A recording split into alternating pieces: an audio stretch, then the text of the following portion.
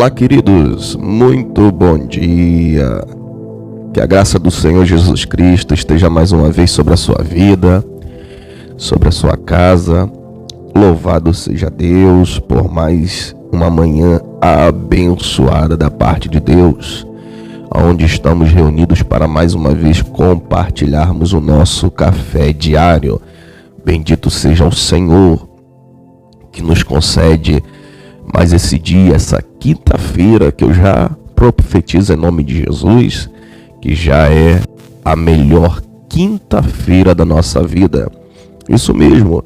Não sei como é que você está, não sei que tipo de adversidade você está enfrentando, não sei que dia me espera e te espera, mas sem sombra de dúvida eu tenho a plena certeza que o Senhor está conosco para nos garantir a vitória, hein?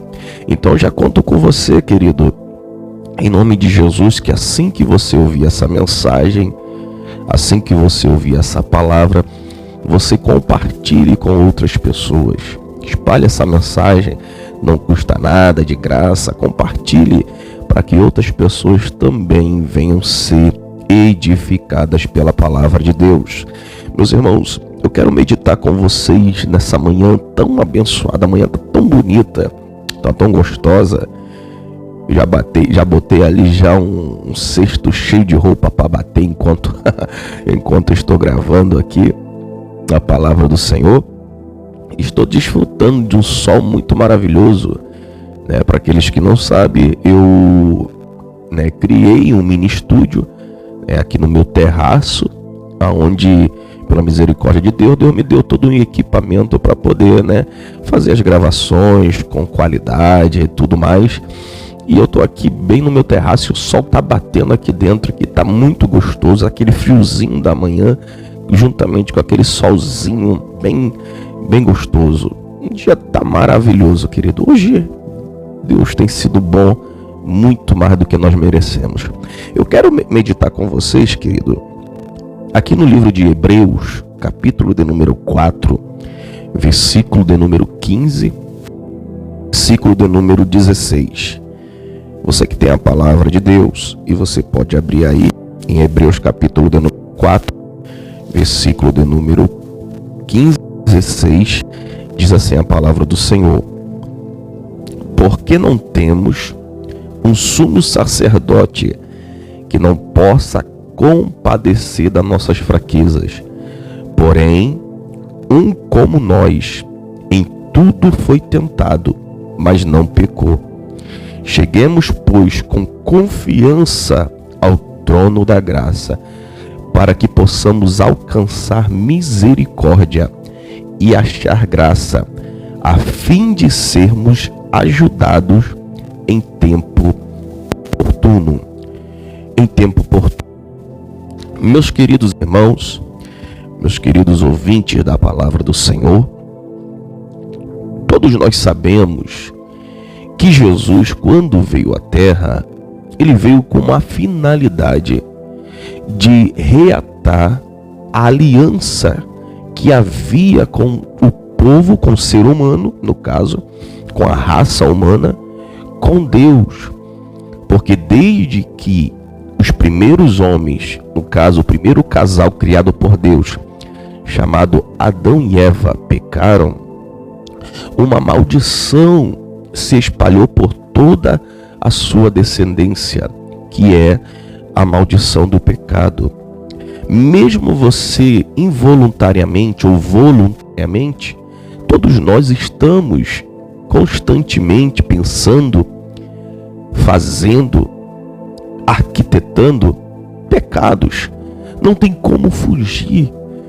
Mesmo dizendo assim, eu nunca pequei, é impossível alguém não pecar. É impossível alguém seguir um caminho certo, correto. Uma hora nós iremos falhar. Uma hora nós iremos pecar. E é esse pecado que trouxe à raça humana a miséria da condenação eterna. Porque Deus disse para Adão e Eva: no dia que vocês desobedecerem, vocês irão morrer como consequência do seu pecado, da sua desobediência. Então nós vamos ver que Deus fez Adão e Eva para serem eternos e não para morrerem. Mas a causa da desobediência, a Bíblia diz em Romanos capítulo 6, versículo 24, que o salário do pecado, ele é a morte. Então, quando a Bíblia fala de morte aqui, ela está inicialmente tratando de morte espiritual. Mas uma pessoa que continua na sua vida deliberadamente de pecado e se afastando de Deus, vai consequentemente atrair também a morte física. Desculpe, é Romanos 6, versículo 23, eu falei 24, desculpe, versículo 23. Então nós vamos perceber, querido, que o mal, esse pecado, está até hoje sobre a raça humana. E qual é a diferença? A diferença é que no passado, os homens orientados por Deus, Deus elegeu homens por nome sacerdote, para que esses homens tivessem a responsabilidade de levar as orações e as petições do povo a Deus. Quando alguém pecava, esses sacerdotes, eles recebiam, recebia o relato do pecado e contava, para Deus, fazia uma oração para Deus, porque o ser humano não podia fazer isso por si próprio, ele precisava do mediador, que era o sacerdote. O sacerdote fazia aquela oração e dizia: Deus, fulano pecou, perdoa fulano. E ele fazia um sacrifício, que normalmente era uma oferta, ou então era um animal que era sacrificado. Havia animal específico para aquele tipo de sacrifício. Então era assim que funcionava antigamente, no que a gente chamamos da antiga aliança. Quando Jesus veio ao mundo, ele veio com a finalidade de reatar essa aliança entre os homens. Só que é interessante que a vinda de Jesus não foi uma vinda espiritual. Ele veio de forma espiritual, mas se materializou dentro da barriga de uma mulher e nasceu como uma criança comum, como qualquer ser humano tem, como qualquer mulher tem. Ele foi uma criança comum. Só que a partir dos seus 30 anos de idade, Jesus começa a pregar e a mostrar qual era o propósito da sua existência. Ele começa a curar, ele começa a pregar que ele estava trazendo o reino de Deus. Ele começa a curar as pessoas, libertar as pessoas de suas enfermidades. Ele começa a libertar as pessoas dos seus espíritos malignos que eram possuídas. Jesus começa a fazer diversos milagres, mesmo estando na figura de um homem. É interessante, meu querido, que tudo que aconteceu na antiga aliança, tudo que Deus havia instituído para que os homens fizessem na antiga aliança, para perdoar os seus pecados, todos os rituais que eram feitos, era apontando para Jesus, porque Jesus, ele curava as pessoas, ele libertava as pessoas, ele alimentava as pessoas, mas o propósito maior dele na terra era ir até a cruz, porque indo até a cruz, iria pagar todos os pecados dos homens, ou seja, com o sacrifício de Jesus na cruz, os pecados dos homens estariam perdoados e os homens teriam novamente acesso diante de Deus, ou seja, não precisaria mais de um intermediador para ouvir o pecado da pessoa e levar até Deus. Agora Jesus iria abrir um caminho de acesso aonde todos os homens, quando eu falo todos os homens, estou se tratando da raça humana, onde todos os homens, pequenos, grandes, mulheres e homens, poderiam ter acesso livre a ir diante de Deus e buscar a sua face. Por isso que quando nós lemos o texto de Hebreus capítulo de número 4, aqui alguns teólogos acreditam que quem escreveu foi Lucas, mas não é certo. Então nós vamos perceber que aqui, então, queridos, nós vamos perceber na palavra do Senhor que em Hebreus capítulo 4, versículo 15 e 16, vai dizer que nós não temos um sacerdote que não possa se compadecer da nossa fraqueza. Por que eu falei Lucas, desculpa, mas o apóstolo Paulo que escreveu? Por que Paulo, ele faz questão de mencionar, né? Eu falei de Lucas porque eu tô com uma mensagem aqui, né, acerca da passagem de Lucas e acabei, então me perdoe, quem escreveu foi Paulo. Então, quando nós vamos perceber, querido, que Paulo faz questão de mencionar que nós não temos um sacerdote que não possa se compadecer, para você. O que eu falei para você? Que o sacerdote, ele era aquela figura que recebia, né, na antiga aliança, recebia a informação do pecado das pessoas, as pessoas iam lá, se confessavam para ele, igual mais ou menos acontece hoje na igreja católica, mas isso não precisa mais não, tá, querido? Esse negócio de confessionário, essas coisas assim, você não precisa mais não, tá? Beleza, você confia, tem um pastor, uma pessoa séria, um homem de Deus que você pode procurar, amém, mas não tem aquele mesmo ritual da igreja católica não, de entrar num caixote ali, não existe isso. Então nós vamos perceber que antigamente as pessoas se confessavam para os sacerdotes faziam as orações. As pessoas mesmo que estavam em pecado não podiam, porque corria risco de morrer, de serem mortas. Então elas tinham que ter um intermediador. Então Jesus, quando ele morre, carrega a cruz e se sacrifica, ele assume a função de ser o sacerdote. Ou seja, os sacerdotes, com o decorrer do tempo, muitos deles começaram a se desviar da vontade de Deus e começavam a visar só o lucro, a visar somente a gordura, as ofertas. E não é diferente de muitos hoje, né, que têm se desviado e têm enriquecido com a obra de Deus e não têm se preocupado com as almas que estão lá dentro.